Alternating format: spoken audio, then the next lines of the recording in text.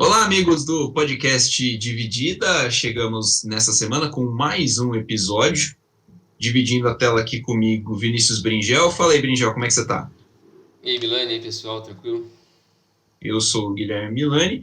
Essa semana a gente vai tratar de um assunto que tá aí, né? Assim, teve bastante espaço nos noticiários esportivos, porque Palmeiras e São Paulo jogam pela Libertadores agora, né? Começam o duelo pelas quartas de final da Libertadores nessa próxima semana, dia 10 de agosto. Eles jogaram no sábado passado, a gente grava dia 5 de agosto, é uma quinta, mas eles jogaram no dia. Sábado foi 31, né? 31/7, Acho que foi, né? pelo Campeonato Brasileiro. O jogo terminou 0-0, teve algumas polêmicas de arbitragem e assim, são componentes que só adicionam, né, para uma rivalidade que já tem uma certa história no, no âmbito da Libertadores, né? Você gosta do nome Choque Rei, Bringel? Eu acho uma aposta, na real. É tipo majestoso. Cara, eu acho uma puta de uma merda. Quem inventou isso, mano? Cara, zero criatividade, mano. Ah, eu fui pego muito desprevenido, né? Você Nossa, eu acha fui pego legal? muito desprevenido. Acho assim, tem melhores, né? Por exemplo, o Majestoso eu gosto. O Majestoso eu acho mais criativo. Choque Rei daorinha até, mas, né? Eu gosto do nome do clássico. Acho que dá Isso é um. melhor do que Sansão, Fla-Flu. Eu acho uma bosta isso Aí, daí. aí, tipo, quando envolve, por exemplo, só o nome uma Eu acho uma abreviação, tipo bosta. Grenal, Não. essas coisas, Pavi, acho que falta um pouquinho, acho que podia ter um contextozinho mais legal, Mais né? criatividade ali, né? A gente fez, né, uns tempos atrás, aí, um episódio sobre rivalidades europeias, É, e tem, né, a gente vê uns nomes da hora, né, sim. Batalha dos Inimigos Eternos, Derby Eterno, coisas É, assim. sim. Às vezes acho que falta isso daí, né, por exemplo, Cruzeiro e Galo em Minas Gerais, não sei nem se tem nome o clássico, por exemplo, Clássico dos Mineiros, sei lá. Não, inventei clássico dos agora. Mineiros, Mas né, sei lá. Poderia duelo trazer um do... pouco de contexto histórico, ou da região, da população ali, Sim, pro nome do confronto, né? Mas não tem. não tem. O clássico, no caso Choque Rei, ele tem esse nome. Esse nome foi dado na década ali de 40 pelo jornalista italiano Tomás Mazzoni, da Gazeta Esportiva, refletiu um pouquinho da importância do clássico naquela época, né? Os times eram São Paulo e Palmeiras dominavam o Campeonato Paulista naquela época. Dividiram muitos, foram campeões, né, da maioria dos campeonatos naquela década. Por isso o nome. Como a gente vai falar de Libertadores, né, o foco é os confrontos entre Palmeiras e São Paulo na Libertadores. São 4 edições do Campeonato Continental em que os times se enfrentaram, né? 74, 94, 2005 e 2006. Nessas 4 edições foram 8 jogos. O São Paulo venceu 6 vezes e foram 2 empates.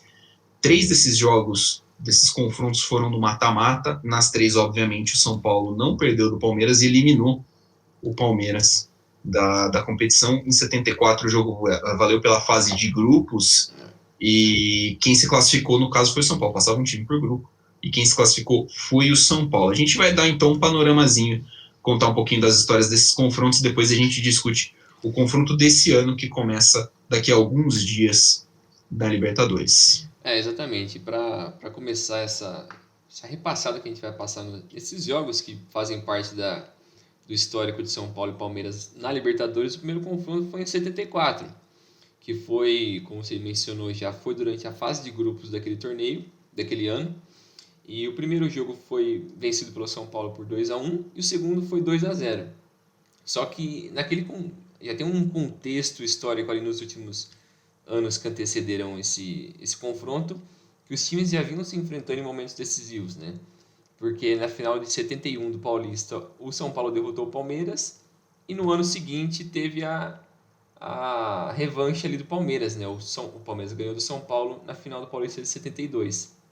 E no Campeonato Brasileiro de 73, no quadrangular final, o Palmeiras só precisava de um empate para ser campeão daquele ano e ele foi campeão. Ele empatou com o São Paulo 0-0 e o São Paulo se classificou para a Libertadores do ano seguinte por conta da vitória do Inter, que ganhou do Cruzeiro. Então aquele quadrangular era Palmeiras, São Paulo, Cruzeiro e Inter, para decidir quem vencia o torneio. E naquele período, né, se classificavam 2 times por país, o campeão nacional e o vice.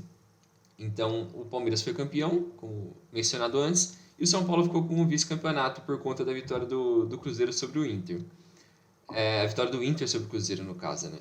Então o São Paulo ficou em segundo e ele também acabou se classificando para a Libertadores de 74. E nesse regulamento, o São Paulo estava no mesmo grupo que o Palmeiras, junto com o Jorge Wilstermann, time boliviano, e o Municipal de La Paz, também boliviano. E os times se enfrentaram no Morumbi na tarde de 30 de março, e foi marcado 2 gols pelo Terto, que eu não faço ideia de quem que é esse cara, pelo São Paulo, e marcou a vitória do São Paulo por 2-0. E na volta, nova vitória do São Paulo por 2-1 no Palestra Itália. Um gol do Ronaldo pelo Palmeiras e Mauro Madureira e Chicão para o São Paulo. Aí aqui a gente vai só repassar a escalação de um desses confrontos, só repassando a escalação do São Paulo, com Valdir Pérez, Pablo Furlan, Paranhos, Arlindo, Gilberto, Chicão, Ademir, e depois entrou Muricy Ramalho, Pedro Rocha, Guezum, Terto e Piau, e o técnico José Poi. E o Palmeiras com a escalação de Raul Marci, Eurico, João Carlos, Polaco, Zeca, Dudu, De Rosses, depois o Zé Roberto entrou, Ronaldo, Careca, depois o Edu entrou no lugar dele, o Fedato e o Ney. E o técnico era o Oswaldo Brandão. Naquele torneio, o São Paulo, dos 6 jogos que ele disputou na fase de grupos, ele venceu 4, empatou 2 e fica com a primeira posição daquele grupo.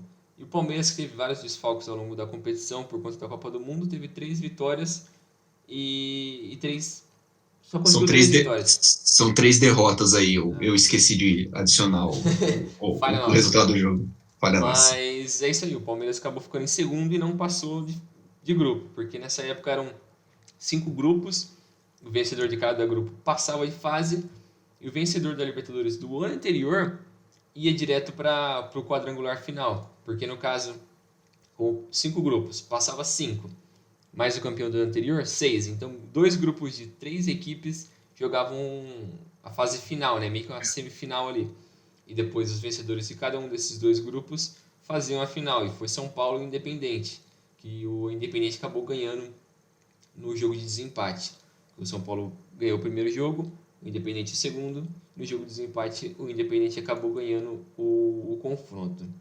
E no jogo final, né, o São Paulo, a escalação dele, né, com Valdir Pérez, Paulo Furlan, Paranhos, Arlindo, Gilberto Sorriso, Nelson Batista entrou, Chicão, Zé Carlos, depois o Silva, Pedro Rocha, Mauro Madureira, Mirandinha e o Piau. E o José Poi, né, era o mesmo técnico daquele confronto. É isso aí. Esse foi o jogo de 74. Muitos desses caras possivelmente a gente não conhece, ou quase ninguém vai conhecer esses caras, mas foi o primeiro confronto de Palmeiras e São Paulo na história da Libertadores. Esse confronto marca uma época que o São Paulo depois, né, São Paulo veio, quem citou alguns títulos importantes, né, no começo da década, o Palmeiras vinha de uma das melhores fases, né, esse time do Palmeiras é o finalzinho da segunda academia do Palmeiras, era um time que tinha também Ademir da Guia, tinha Leivinho acho que também já estava nesse time, mas que nem foi citado alguns desfalques do Palmeiras por causa da Copa de 74, o Palmeiras demorou, pouco depois o Palmeiras entrou na seca de títulos, né, na fila de títulos. O Independiente campeão estava no meio, né, daquela acho que foi 4 consecutivos. Campeonatos consecutivos, né, muitos na mão grande, mas o Independiente essa época era um timaço mesmo. Então, passando para frente aí, 20 anos, né? O segundo confronto entre as duas equipes foi em 94, que foi o começo ali dos anos 90, foi muito bom, tanto para Palmeiras quanto para São Paulo, né? No ano de 1990, o São Paulo trouxe o Tele Santana, para ser treinador, né, depois da eliminação do Campeonato Paulista. O time foi vice-campeão brasileiro naquele ano e depois desembestou ganhar títulos, né? Paulista de 91, e em 91 o São Paulo foi campeão do Paulista e do Brasileirão. Em 92 o time foi campeão do Paulista contra o Palmeiras na final, e da Libertadores e do Mundial. Em 93 o time foi campeão da Libertadores, da Recopa Sul-Americana, da Supercopa Sul-Americana. E aí depois chega em 94 já tendo vencido a Recopa Sul-Americana contra o Botafogo, que tinha sido campeão da Copa Comebol. A Comebol tinha bastante torneio, né? Assim, você percebe que eles tinham bastante torneio caça-níquel. A Recopa Sul-Americana seria, na verdade, contra o campeão da Supercopa Sul-Americana. Mas como o São Paulo foi campeão das duas, então chamaram o Botafogo campeão da Copa Comebol. O jogo foi no Japão e o São Paulo foi campeão. O Palmeiras ganhou o Paulista de 76, né, depois do título do brasileiro de 73 e 73. O Palmeiras foi campeão do Paulista de 76 e depois disso não ganhou mais nada até 93. E aí é mais nada mesmo, né? Tipo, o time chegou em algumas finais, perdeu final para São Paulo, perdeu final para Corinthians, para Inter de Limeira, para o Guarani. O Palmeiras colecionou muitas derrotas e vexames nesse meio tempo. Em 93, o Palmeiras foi campeão paulista e do brasileiro, campeão paulista em cima do Corinthians, brasileiro em cima do Vitória, e também foi campeão do Paulista de 94. Então chegam os dois times na Libertadores, o Palmeiras como atual campeão do Campeonato Brasileiro, o Cruzeiro como campeão da Copa do Brasil era o outro representante natural, né, do Brasil. O São Paulo entrou na fase seguinte nas oitavas de final como o atual campeão. Palmeiras e Cruzeiro caíram no grupo junto com os argentinos Boca Juniors e Vélez. O Vélez liderou o grupo, o Cruzeiro terminou em segundo, o Palmeiras foi o terceiro. O Palmeiras, inclusive, tem a maior goleada da história do Palmeiras na Libertadores. É um 6-1 que o Palmeiras faz no Boca Juniors na fase de grupos, um dos jogos históricos do Palmeiras na competição. Mas o fato do Palmeiras ter passado em segundo significava que ia pegar o São Paulo na fase seguinte, né, em segundo entre os brasileiros. O Palmeiras passou em terceiro. Então vamos só repassar o regulamento. 2 times por país, são 10 países, né, então são 20 times. São 5 grupos de 4, 2 países por grupo. Passavam 3 aí, né? Aí a Libertadores já tinha dado uma enxadinha no número de classificados para a fase seguinte. Passavam 3, garante que passa pelo menos um de cada país, e o país do campeão, o pior classificado do país campeão, pega o campeão na fase seguinte, nas oitavas de final. Por isso o Palmeiras enfrentou o São Paulo. Pessoalmente é um regulamento que eu gosto bastante, eu gostei bastante desse regulamento, achei que era bem inclusivo, né, com os times da Era mais Conmebol. equilibrado, né, também. Por mais que o desnível nos últimos anos entre os países da América do Sul ficou muito evidente, mas naquela época é muito mais interessante você ver mais equipes de países diferentes se enfrentando do que caras do mesmo país que toda hora se encontram no nacional, no estadual, de novo pegando a Libertadores ou no Sul-Americano. É muito chato. E você acaba perdendo também, né, a especialidade, né, desse jogo, porque, por exemplo, Palmeiras e São Paulo na Libertadores, a gente tá falando aqui de um hiato de 20 anos, né, pô. Então é um confronto que tem que é especial, que tem o seu tamanho. Agora, se você começar a pegar o São Paulo no sim ou não na Libertadores, acaba perdendo até um pouquinho perde até um pouquinho do valor. O primeiro jogo, então, da fase de oitavas de final aconteceu no dia 27 de abril, perdão. O Palmeiras resolveu mandar o jogo no Pacaembu, por questões de capacidade, né? O Pacaembu cabia mais gente do que o Palestra Itália. E o Zete fez uma partida muito boa, evitando muitas chances de gol do Palmeiras, né? O Zete fechou o gol naquele dia. O jogo terminou 0-0. O São Paulo reclama de um pênalti claro do César Sampaio em cima do Euler, que foi, e o juiz não viu, e eu não sei como. Vale a pena, a gente vai citar os jogos, vale a pena procurar os melhores momentos desses jogos no YouTube, viu? Vale a pena porque é bem gostoso de assistir.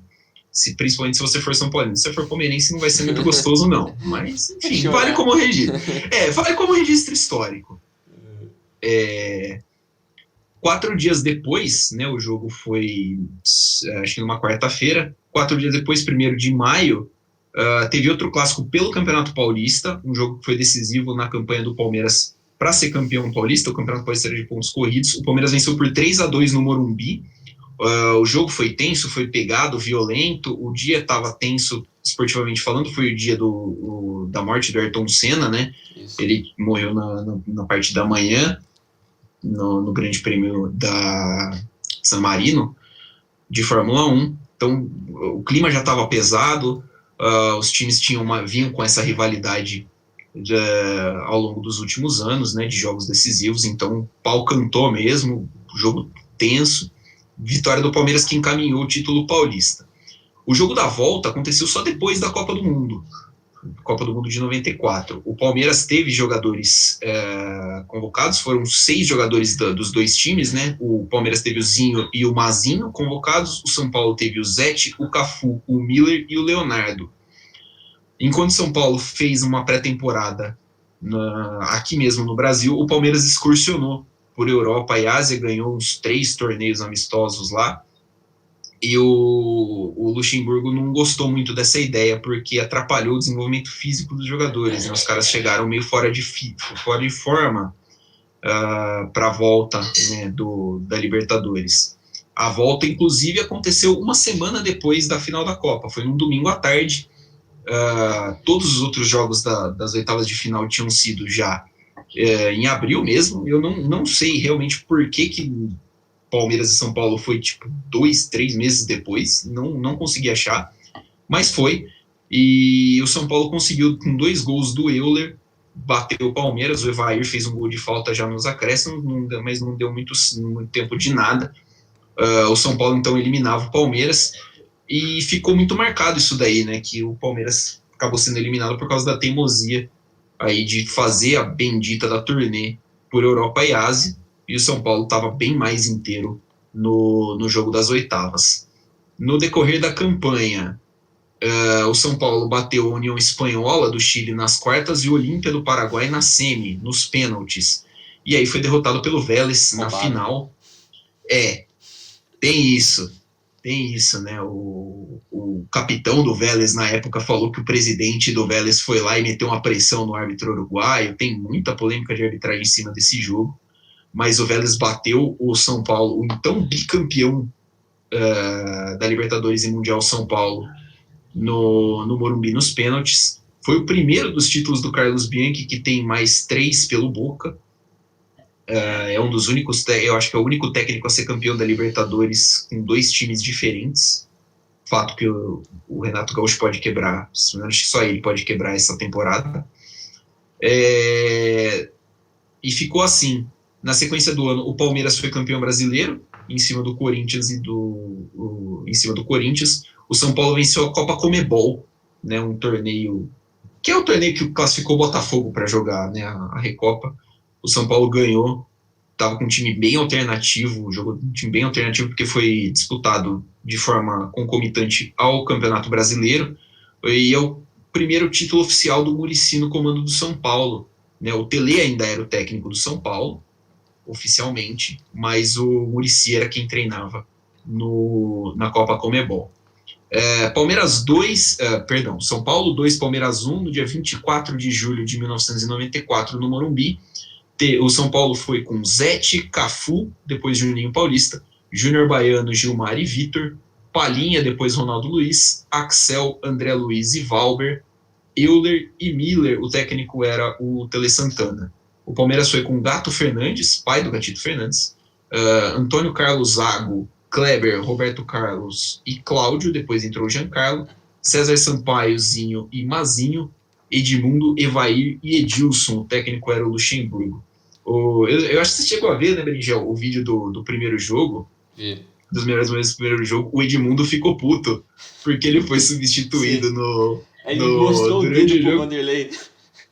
Cara, a reportagem é do Globo Esporte, é maravilhoso, porque o Edmundo fica muito puto, ele reclama de ter sido substituído, e o Luxemburgo fala, isso os caras falando na coletiva, o Edmundo falou assim, pra entrar e depois sair, eu prefiro não jogar, não quero mais jogar pelo Palmeiras.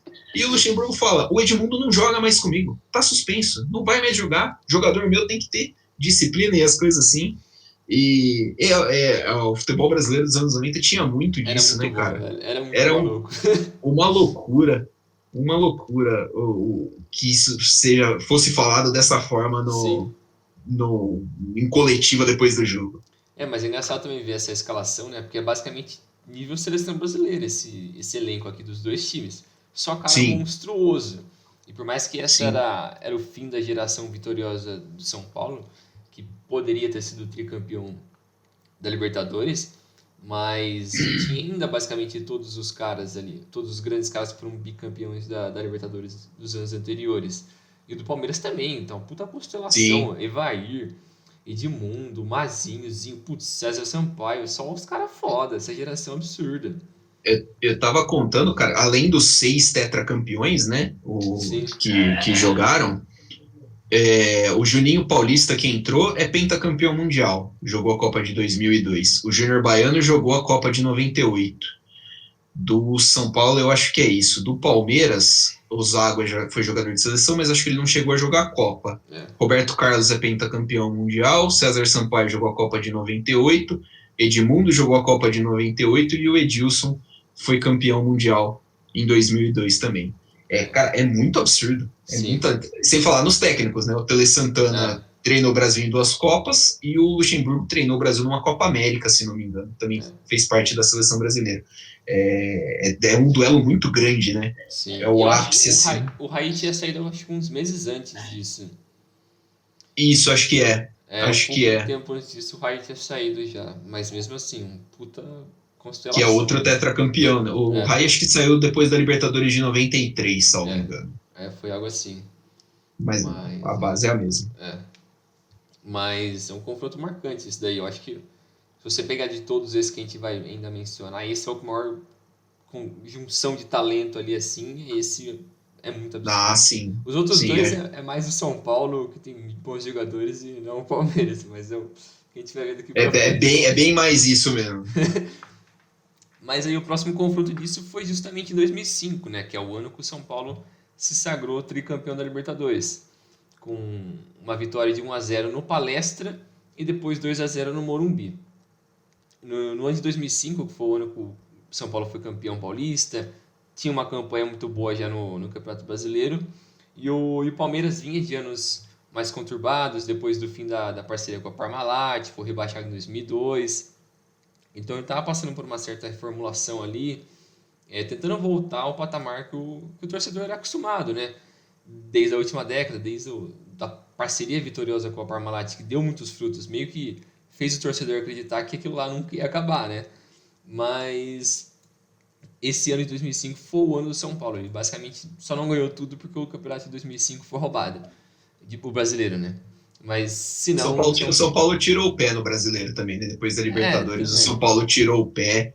E também que o Campeonato Brasileiro tinha 24 times, né, cara? Era um É, campeonato muito é, desgastante. é.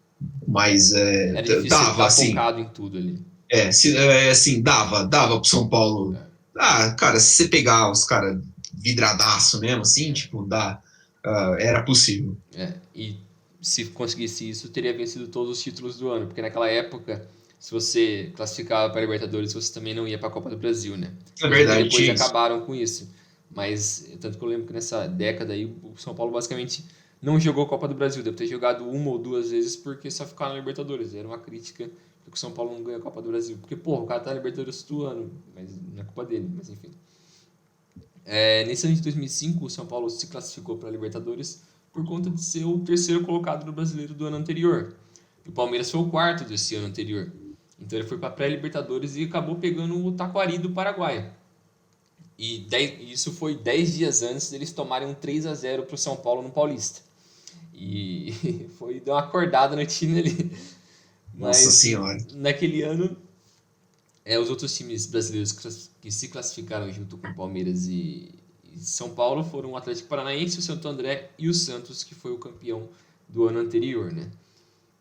Na fase de grupos, o São Paulo foi sorteado num grupo com a Universidade de Chile, Quilmes e The Strongest, da Bolívia. E ele venceu 3 jogos em casa e depois empatou 3 vezes fora de casa, o que deixou ele como o quinto de melhor campanha no geral. O Palmeiras teve uma campanha um pouco mais difícil, porque ele tinha um grupo com o Cerro Porteño, o Santo André e o Deportivo Táchira da Venezuela. E nesses 6 jogos, o Palmeiras perdeu apenas para o Santo André em casa, mas empatou 3 vezes, e uma delas na última rodada contra o Cerro, para ficar um ponto de outro time brasileiro na chave, classificando em segundo.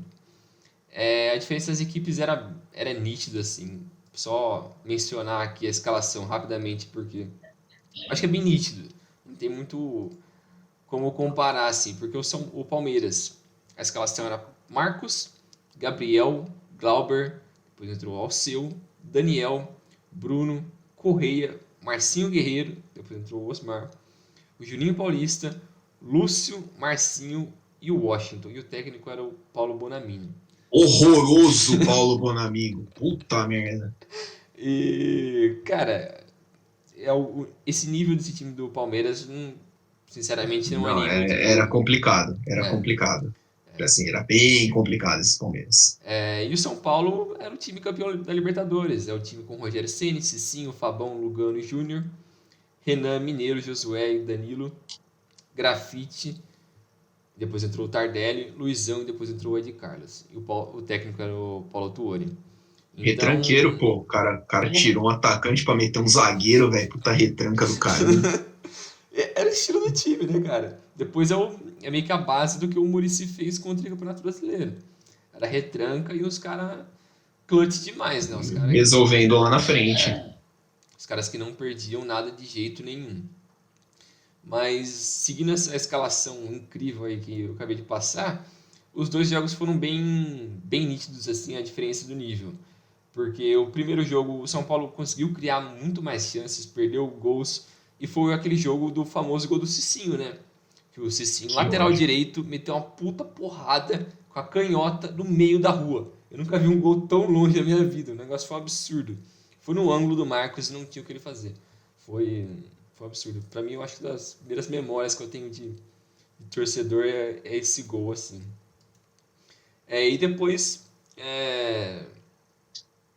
depois desse gol, o time só basicamente controlou a partida e foi por isso mesmo. Ficou 1-0 esse jogo no Palestra. Depois, uma semana depois, no Morumbi, o Palmeiras tentou ir mais para cima.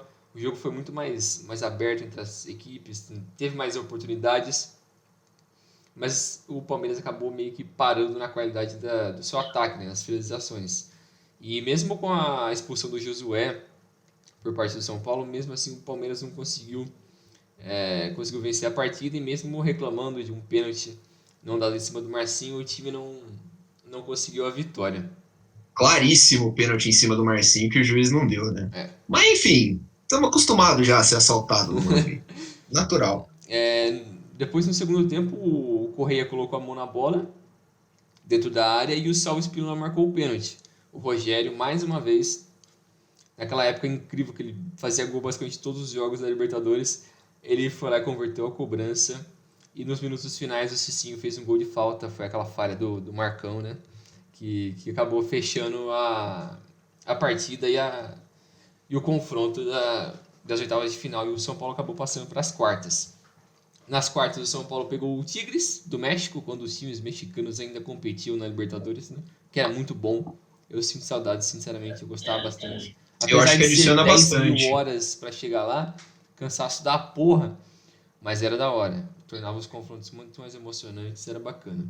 Eu também acho, também gostava.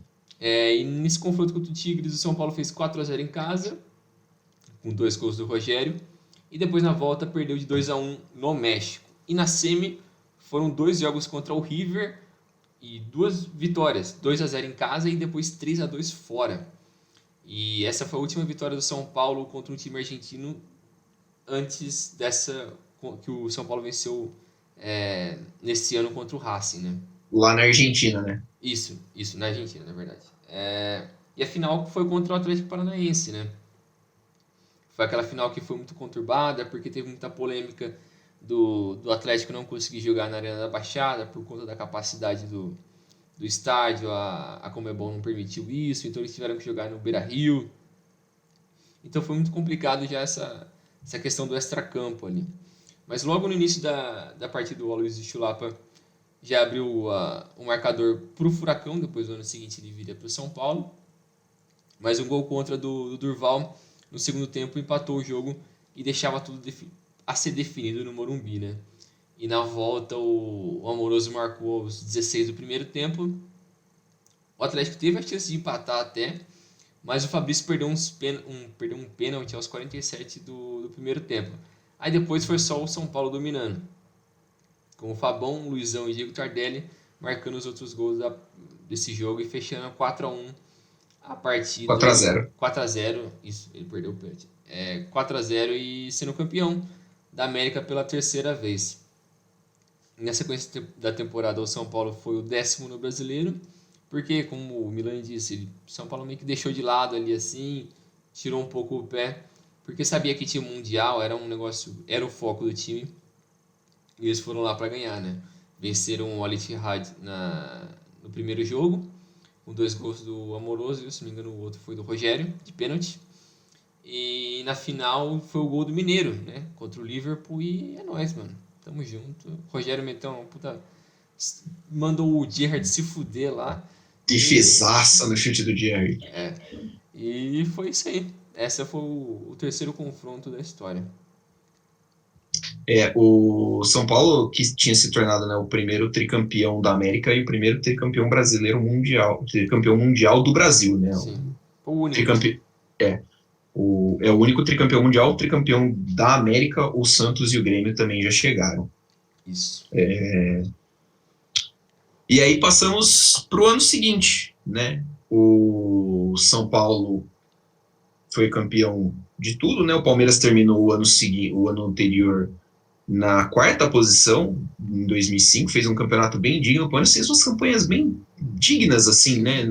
Quando voltou da Série B em 2004, né? Primeira temporada, jogou a Série B em 2003, 2004, 2005 conseguiu já logo de cara 2 classificações para a Libertadores. O São Paulo, atual campeão da América e campeão mundial, começou o ano quase sendo bicampeão paulista, né? O São Paulo terminou o Paulistão em segundo, 1 ponto atrás do Santos, que foi o campeão. O campeonato era de pontos corridos. O São Paulo ainda deu um gás no final, ganhou do Santos na penúltima rodada, mas o Santos confirmou o título na última rodada do Paulistão. O Palmeiras foi o terceiro, 7 pontos atrás do Santos, já não estava na disputa do título fazia algum tempo, né? Terminou em terceiro, e aí, já sem chance de título, focou na Libertadores. O Palmeiras entrou na pré-Libertadores de novo, como 4º colocado, dessa vez entrou junto com o Goiás. O Goiás terminou, se não me engano, em terceiro brasileiro daquele ano, do ano anterior, né, de 2004, baita campanha do Goiás. Sim. E o Palmeiras dessa vez pegou o Deportivo Táchira, da Venezuela. Era na época que só um adendo aí, né? Era na época que o Goiás era aquele time que fornecia muitos jogadores para os times grandes, né? Conseguia revelar bastante gente boa. Eu lembro que o São Paulo adorava roubar os caras do Goiás. O Danilo veio de lá, o Josué, todos esses caras vieram tudo de lá. O meio-campo do São Paulo ali que você citou é quase inteiro vindo do Goiás, né? Danilo, o Josué, o Fabão também jogou lá, o Grafite jogou lá, eu acho. Depois pegaram o Tolói mais pra frente. O Goiás, esse meio de década do Goiás aí, cara, bom demais. Era um time muito bom. Sim. Então o Palmeiras pegou o Deportivo Táchira da Venezuela na pré-Libertadores, fez 2-0 e 4-2, eu acho que o 2-0 foi aqui, o 4-2 lá na Venezuela, garantiu a participação na fase de grupos pelo 2º ano seguido, né? E aí se juntou ao São Paulo, o Corinthians, o Inter, o Goiás também passou pelo seu confronto, né? Foi o terceiro do Brasileirão, passou pela pré-Libertadores, e o Paulista, campeão da Copa do Brasil do ano anterior, 2º ano seguido que o campeão da Copa do Brasil era um time de interior, assim, né? O Paulista e o Santo André no ano anterior iam para a Libertadores. O São Paulo caiu no grupo 1, né? Como atual campeão, acho que foi sorteado já direto no grupo 1, cabeça de chave, jogou contra o Guadalajara, que é o Chivas Guadalajara do México, o Caracas da Venezuela e o Cienciano do Peru. O São Paulo perdeu as duas do Guadalajara, perdeu em São Paulo e no México, mas terminou em primeiro no grupo com 12 pontos, tranquilinho, passou sem sustos. Ganhou todos os outros jogos, né? Ganhou as duas do Caracas e as duas do Cienciano. O Palmeiras, no grupo 7, pegou o Atlético Nacional da Colômbia, o Cerro Porteño do Paraguai, de novo, e o Rosário Central da Argentina. O Atlético Nacional liderou o grupo, terminou em primeiro, e o Palmeiras terminou em segundo. A diferença foi de 1 ponto do Nacional para o Palmeiras e do Palmeiras para o Cerro, que terminou em terceiro. Né? O Palmeiras ficou aí 1 ponto do primeiro lugar do grupo e 1 ponto da eliminação. O Palmeiras teve uma vitória, um empate e uma derrota em casa. Né? O desempenho do Palmeiras em casa foi muito ruim nesse ano. Então o chaveamento colocou de novo os dois na frente a frente nas oitavas de final. Lembrando que o chaveamento nessa época era assim, o melhor primeiro colocado pega o pior segundo colocado, e assim por diante. Né? O segundo melhor primeiro colocado do grupo pega o segundo pior segundo colocado. Isso independente de grupo e independente de país também. Então, o chaveamento colocou o Choque Rei nas oitavas de final pelo segundo ano seguido. O São Paulo foi o 5º cabeça de chave, o Palmeiras foi o 13º no geral, e aí um contra o outro. O Palmeiras foi, inclusive, o único brasileiro que não foi o vencedor do grupo, que passou de fase, né? Porque o Paulista foi eliminado, o Paulista que ganhou do River Plate na fase de grupos, mas foi eliminado. Dia 26 de abril de 2006, Estádio Palestra Itália recebeu mais um clássico pela Libertadores, o terceiro, e mais um jogo truncado, brigado, como era costume, né, entre esses times. O Palmeiras, querendo ou não, pobre tecnicamente, né, não era um time brilhante, restava ser mais aguerrido, né, e descer a porrada também, porque afinal de contas é um clássico, né? Sim. Então, faz parte meter a porrada. Faz parte, né? O pau canta mesmo. O Aloysio Chulapa fez 1-0 depois de ganhar na corrida do Gamarra, e no primeiro tempo o Souza cortou um cruzamento com o braço e o Simão deu pênalti, e o Edmundo converteu ainda no primeiro tempo, né? Tudo isso no primeiro tempo, terminou 1-1 o jogo. Esse é um dos únicos pênaltis que eu lembro do Edmundo convertendo, porque o Edmundo é um ótimo jogador, mas é um horroroso batedor de pênalti. É horroroso o batedor de pênalti, Edmundo. Impressionante.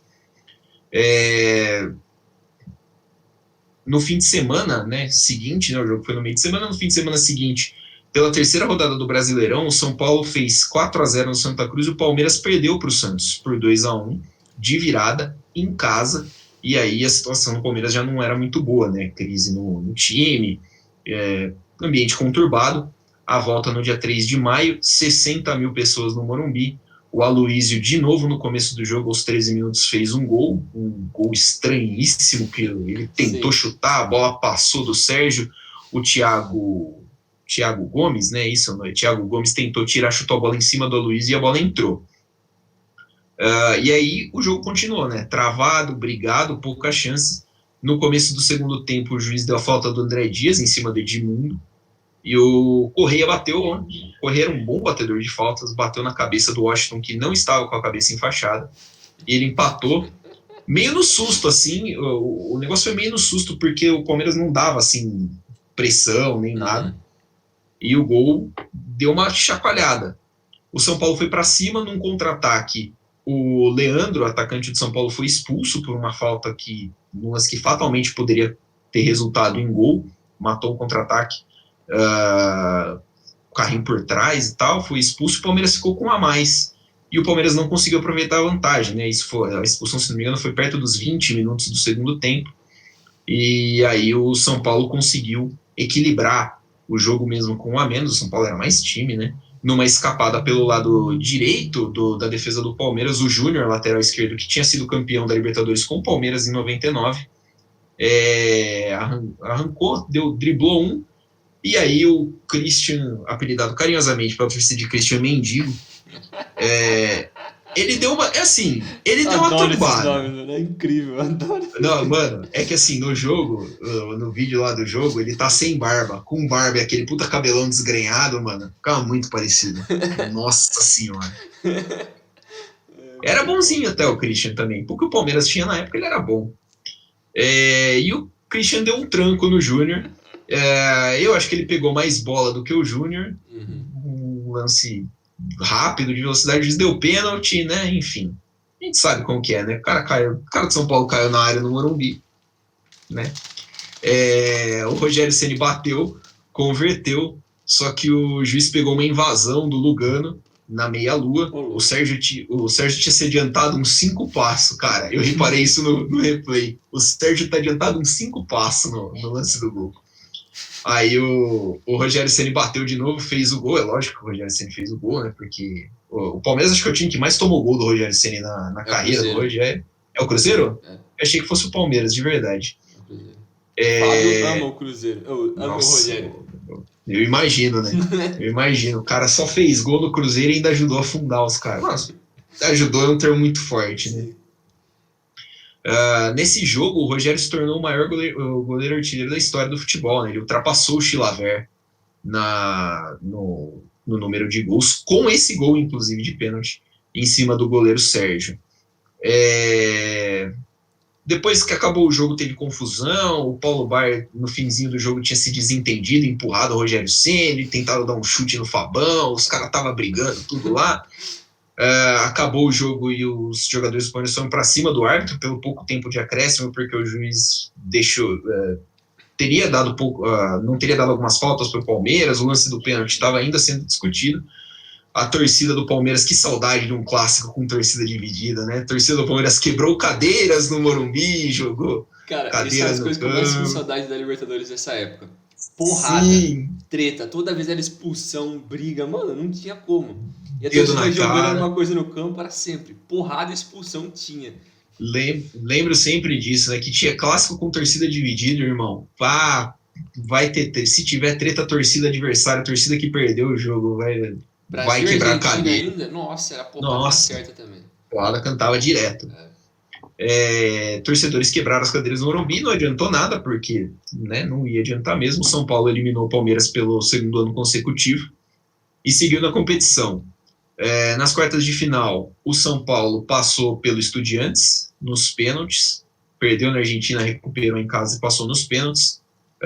Pegou o Chivas de novo na semifinal, ganhou lá no Jalisco por 1-0 com o gol do Rogério Ceni e 3-0 no Morumbi, tranquilinho.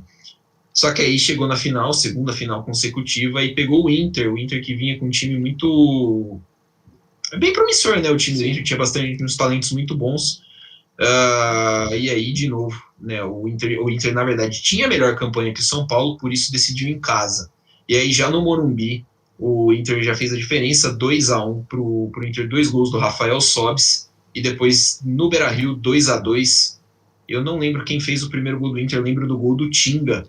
Não foi o Fernandão? O primeiro gol do Inter, na verdade, foi o do Tinga, que é o de cabeça. O gol do Fernandão é o segundo, que é o da falha do Rogério. Isso, verdade. Da falha do Rogério. Eu nunca torci tanto pro Internacional que nem esses dias, cara. Nossa, eu nunca torci tanto pro Internacional que nem esses dias. Enfim, o Inter, então, com o 2-1 em casa e empate, o 2-1 fora de casa e o empate em 2-2 em casa, foi campeão pela primeira vez da Libertadores. Em setembro, o São Paulo jogou a Recopa Sul-Americana contra o Boca Juniors, atual campeão da Copa Sul-Americana. Perdeu por 2-1 na Argentina, empatou em 2-2 no Morumbi, acabou não sendo campeão, mas foi campeão brasileiro, né? Começou ali a dinastia do São Paulo de títulos brasileiros. O São Paulo atropelou o Campeonato Brasileiro. Em 38 jogos, o São Paulo perdeu 4. Melhor defesa, um dos melhores ataques. Foi o primeiro título do São Paulo, do Campeonato Brasileiro em 15 anos. Uma baita conquista. E uma dessas 4 derrotas, a última delas foi para o Palmeiras, 3-1 em Presidente Prudente. O Palmeiras, que depois da eliminação para o São Paulo na Libertadores, a temporada que já estava indo para bosta, foi de vez, né? O Palmeiras perdeu 8 dos 10 primeiros jogos do Campeonato Brasileiro e ficou ali brigando durante a parte de baixo da tabela o resto do ano. O Palmeiras até chegou na volta da Copa do Mundo a uma boa sequência invicta, mas não deu. O time era muito ruim, não tinha jeito. O time trocou de técnico várias vezes durante a temporada. Começou com o Leão, foi para o Marcelo Villar, foi contratado o Tite na parada para a Copa do Mundo. Depois do Tite foi mandado embora, quase de camburão, né? É. Brigou com o diretor, fez a política do Palmeiras, cara, é um negócio, diretor mandando o Tite embora na beira de campo, Não, uns negócios nessa época assim. a política do Palmeiras era insana, velho. Era maluca. Gosto do nessa época, como se tivesse muito melhor agora, né? É verdade, né? Hoje, atualmente, não sei se é muito diferente, não. O negócio é mais bonitinho, mais polido, mais polido. Igual a Depois o cabeça Marcelo, do Gagliotti. né? Igual-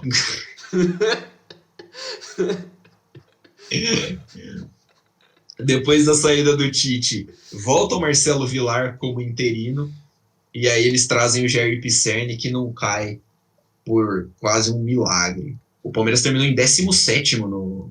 Nossa. 17º? 16º naquele ano, no Campeonato 17º Brasileiro. já caía. 17º já caía.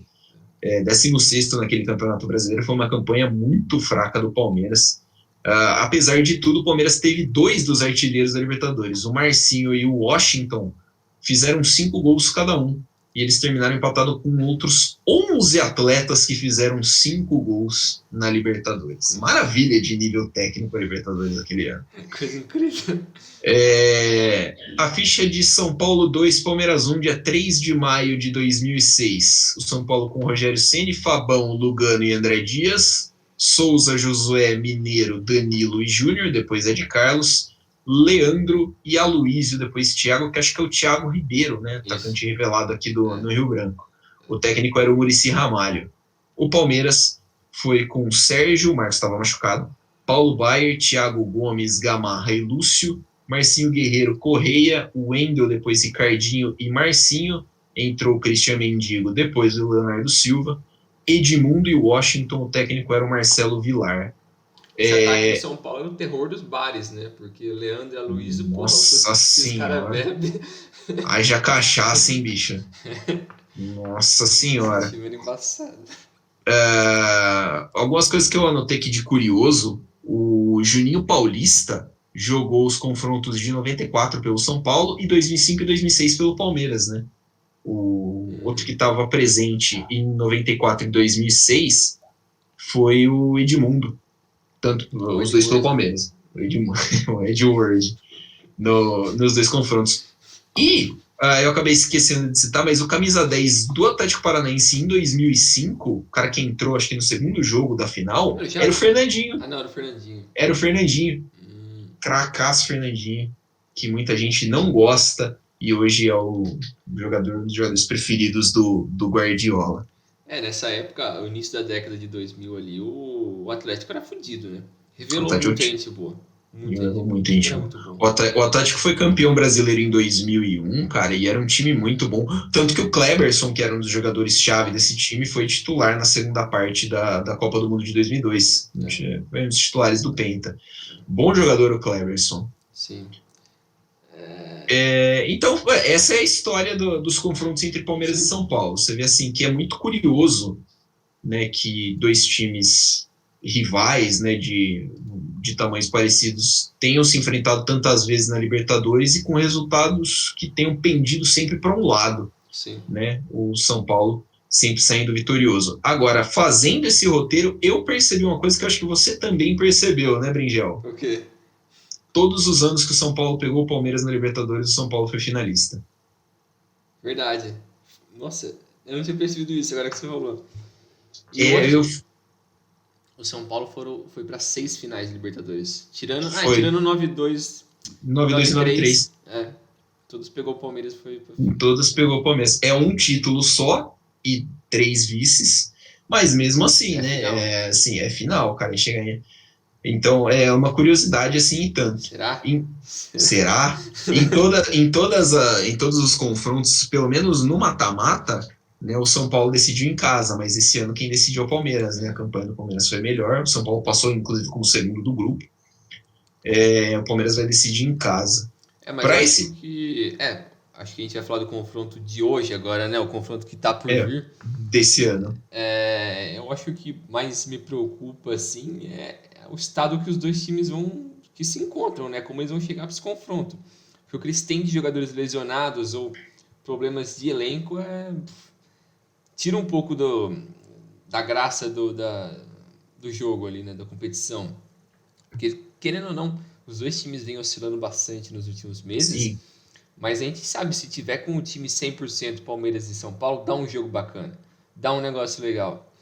Que são, querendo ou não, alguns dos melhores times do Brasil. E infelizmente eles vêm tendo problemas constantes. O São Paulo, não sei se vai jogar com o Arboleda. O Luciano provavelmente, não sei se vai jogar também, provavelmente não. O Éder e o William lá, dois bichados, também provavelmente não vão jogar. Então tem muita Cara, gente o fora. William jogou? Ele jogou O William, ontem. Ele jogou, ele voltou de ele, lesão e já me machucou de volta. puta, que dó. O William, se não me engano, foi revelado um pouco pelo Palmeiras um pouco depois do confronto É, de 2006. Ele Sim. sim. acho que subiu profissional em 2007. É. Esse confronto entre Palmeiras e São Paulo, né? Assim, o time base não mudou tanto entre esses dois times desde, sei lá, 2019. Em 2019, São Paulo eliminou o Palmeiras nos pênaltis, né? Na semifinal do Paulista. Uhum. Depois, em 2020, não tivemos confrontos tão Não. significantes, né? Apesar do De São Paulo mata-mata, disputou, assim, não. o São Paulo disputou o Brasileirão até o final. Podiam ter se enfrentado na final da Copa do Brasil, né? Mas o São Paulo foi eliminado pelo Grêmio. E depois, né, já em 2021, o São Paulo foi campeão paulista em cima do Palmeiras, né? Quebrou um jejum de muito tempo sem ser campeão paulista em cima do Palmeiras. E aí a gente teve o confronto no último sábado em que o São Paulo Muita empatou em polêmica, né? 0x0 da polêmica com o VAR. Eu li muita gente falando que a decisão do VAR foi correta. E foi assim, bom, beleza, né? A decisão foi correta, tá na regra, mas a regra é de uma estupidez e tanta, né? Não faz o menor Assim, sentido, cara. a discussão, beleza, o juiz acertou, mas assim, cara, a regra é puxada, hein? Porque é pra deixar o torcedor puto de verdade, cara. Ela tira completamente a lógica do jogo. Né? Ela consegue distorcer completamente o sentido da jogada ali. Que era o cara cruzou, ninguém chegou na bola, o Gustavo Gomes jogou pra dentro. Foi basicamente isso. Só que eles conseguem inventar um negócio só porque o Miranda estava impedido, teve um contato com o Patrick de Paula, consequentemente não conseguiu chegar na bola e consequentemente a bola chegou no No Gustavo Gustavo Gomes. Gomes. Cara, que isso, velho? Assim, eu acho que é um malabarismo muito forte. É um Nossa. malabarismo muito forte. Não sei. Fosse contra o meu time, eu com certeza estaria muito puto. Mas como não foi. Como também acho que, por exemplo, ontem teve São Paulo e Vasco pela Copa do Brasil e o Vasco teve um gol anulado por aquele lance lá do toque de mão do rapaz lá. Eu entendi o toque de mão do cara como um negócio totalmente involuntário, porque para mim ele estava armando para chutar. Aham. Mas aí, tipo, a regra fala, bateu na mão e deu a chance do cara criar uma chance de gol, criou uma chance de gol, para o jogo, é falta. Beleza, a regra falou, então tá de acordo, então foi falta. Mas para mim a regra também, Também, também ela, acho. ela, ela vai contra, sei lá, tem coisa que é o movimento do corpo, né, meu? Só se o cara cortar o braço fora para não acontecer esse tipo de Sim. coisa. Para o confronto desse ano, na Libertadores, você falou um pouco do São Paulo, eu estava vendo agora há pouco, os times vão tentar trazer os jogadores da seleção olímpica, né? O São Paulo tem o Daniel Alves e o Palmeiras tem o Gabriel Menino, ambos na seleção olímpica. Eles chegam cerca de 4h30 da manhã da segunda-feira Nossa. para aqui no Brasil. A final é agora no sábado, né? E cara, eu sinceramente não sei. O Gabriel Menino provavelmente não joga pelo Palmeiras. Ele deve ser opção de banco, mas não sei se ele joga. Ele também não é titular na seleção olímpica.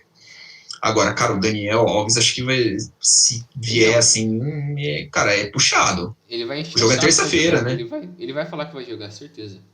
E o jogo é terça-feira, cara. É 40 horas, assim, mais ou menos, para você preparar um jogador por um jogo desse tamanho, eu acho complicado. É. O que preocupa do lado do Palmeiras para mim, cara, é que o time do Abel parece que tem um bloqueio para jogar contra o time do Crespo. O Crespo entende bem como é que o Abel joga e o Abel não consegue escapar, porque o Palmeiras, o jogo do último fim de semana, o Palmeiras estava descansado, né? O Palmeiras não jogou no outro meio de semana. É uma semana de descanso, que é algo raríssimo Uhum. no tempo que o Abel Ferreira é técnico do Palmeiras, No nosso calendário isso é raro, né? no nosso calendário. E assim, o Palmeiras não foi bem, cara. O São Paulo dominou as ações do jogo, o Palmeiras não conseguiu criar, o Palmeiras não conseguiu produzir, não teve volume. Então, me preocupa isso, o encaixe do time do São Paulo contra o time do Palmeiras. Acho que para mim é um confronto muito aberto, talvez o mais equilibrado dessa fase. Né? Acho que pode dar literalmente qualquer coisa. O Palmeiras tem problemas de lesão, mas voltando a treinar tem o Luan zagueiro, graças a Deus, porque eu não aguento mais ver o Felipe Melo jogando de zagueiro. O Luiz Adriano eu espero que volte, porque o Luiz Adriano sem uma perna é melhor que o Daverson. E acho que é isso aí. O Palmeiras. Dudu tá inscrito? O Dudu tá inscrito, ele tinha sofrido uma contratura muscular, se não me engano, mas parece que também já tá para voltar. Mas ele precisa de ritmo, né? Talvez ele volte mais 100% para o segundo jogo. Sim, talvez não seria ideal colocar ele para esse primeiro jogo. O Rony acho que tá fora do primeiro ainda. A lesão do Rony parece um pouquinho mais séria. E assim, para mim, cara, me impressionou que tenha demorado até para essas lesões aí, porque o Luiz Adriano e o Rony jogaram muito, assim, em questão de número de jogos mesmo na última temporada. E o Luiz Adriano sempre teve problema físico. Então, eu falei, cara, uma hora o corpo do Luiz Adriano vai cobrar ele. E cobrou agora, né? Ele vinha numa fase meio ruim, mas assim, a lesão atrapalhou bastante os planos do Palmeiras. O Daverson, apesar de ter chegado bem, não é o Luiz Adriano. Também me preocupa um pouco essas lesões, assim, como já citei as do São Paulo. Essas do Palmeiras também afetam demais a dinâmica do time. E eu acho que esse negócio do Abel não conseguir jogar bem contra o Crespo é bem claro, porque é só a gente lembrar do Paulista, né? Os dois confrontos, o Palmeiras os dois confrontos foram horrorosos, né? Não, foi feio pra caramba, mas é porque o São Paulo forçou isso. O São Paulo forçou o Palmeiras a não conseguir fazer nada. E é um mérito, entre aspas, porque ele conseguiu impor o jogo dele, mas não é como se o jogo dele fosse algo bonito. É um jogo pra ser feio mesmo.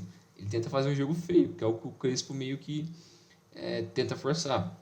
E ele conseguiu isso e o Palmeiras não conseguia fazer o jogo dele fluir, não conseguia fazer nada, era só bola longa. E a bola não ia, cara.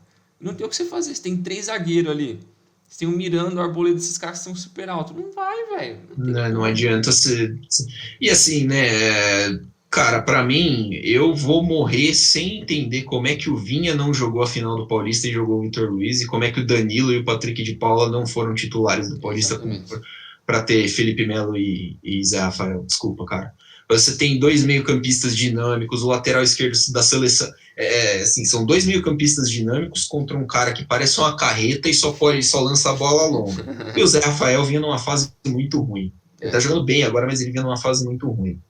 E assim, depois disso, na lateral esquerda, você tem, veja se você concorda comigo, você tem o lateral esquerdo da seleção uruguaia, o lateral esquerdo do Botafogo rebaixado como lanterna do Campeonato Brasileiro do ano anterior. Que é melhor? Quem você escala como titular? Né? Cara. Não é uma dúvida difícil, tá ligado? Não é uma decisão muito difícil, cara. Então, é o que eu questiono em relação ao Abel, que, assim, para mim, merece todo o respaldo do mundo por ter chegado no meio de uma pandemia, ter pego um calendário completamente maluco, temporada zoada, não tem apoio de ninguém, assim, o apoio de ninguém, digo, a CBF não se preocupa com isso, o Palmeiras faz o que pode, mas no fim assina o contrato, não adianta reclamar se você vai assinar o contrato depois, então você acaba sendo cúmplice também, todos os times são.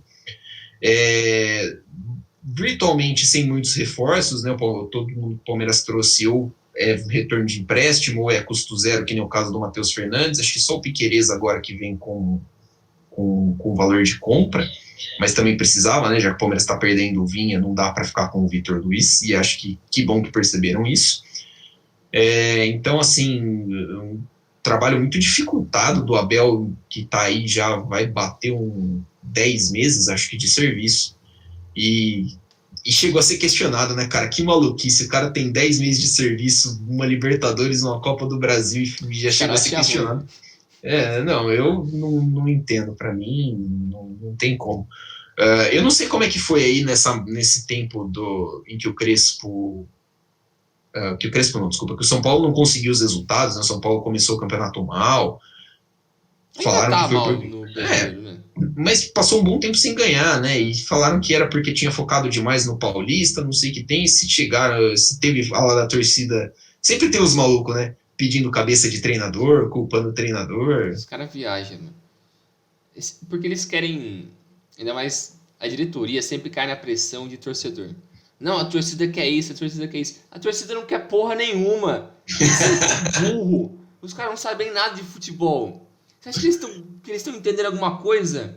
Por que você tá indo na onda desses caras, cara? Presta E a, atenção no torcida, Crespo. Presta atenção e, no cara que sabe o que ele tá fazendo, não é esses doentes que tá e a gritando, tentando jogar torcedor, né, pedra. cara? Porra, o torcedor pode fazer essas maluquices, né? Tipo, a gente É, entende. O torcedor não precisa saber. O diretor do time precisa. O cara que é ali, né? que Tem tem um cargo papel importante. mesmo no negócio, que tem ação direta na Exatamente. equipe, ele tem que saber o que Ele tem porra que ele tá saber, ele tem que fazendo. entender futebol e tem que ler contexto, Sim. porra. Cair em pilha de torcedor é sacanagem com o torcedor, Não, pô. não, Com o próprio torcedor, pô. é brincadeira.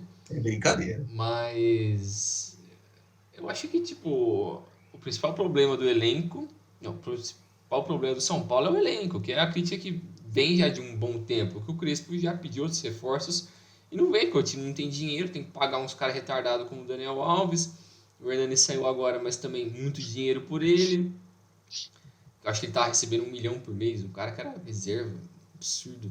É um salário muito alto, né, cara? Não dá. Então, era gastando muito dinheiro com caras veteranos e o time não tem dinheiro. Resumindo. E quem eles tentaram trazer também não deu certo.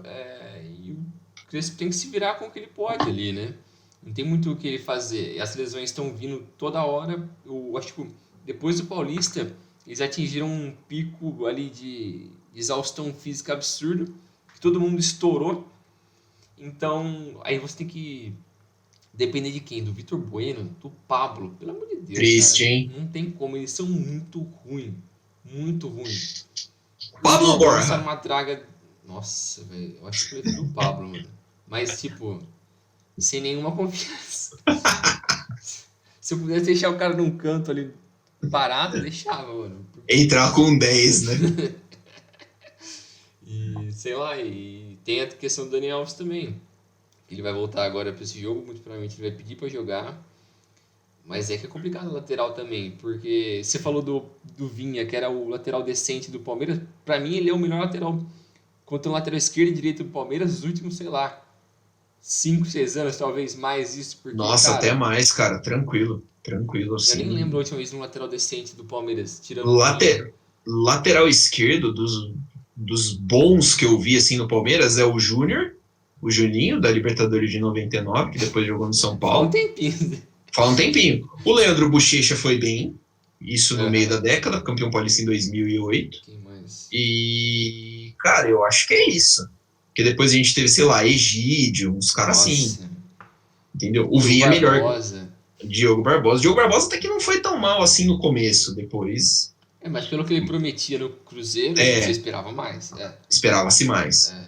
Então, tipo, o E a Vinha direita também, a é direita zoada, o Mike, Marcos Marcos Rocha, Rocha, os caras. nossa.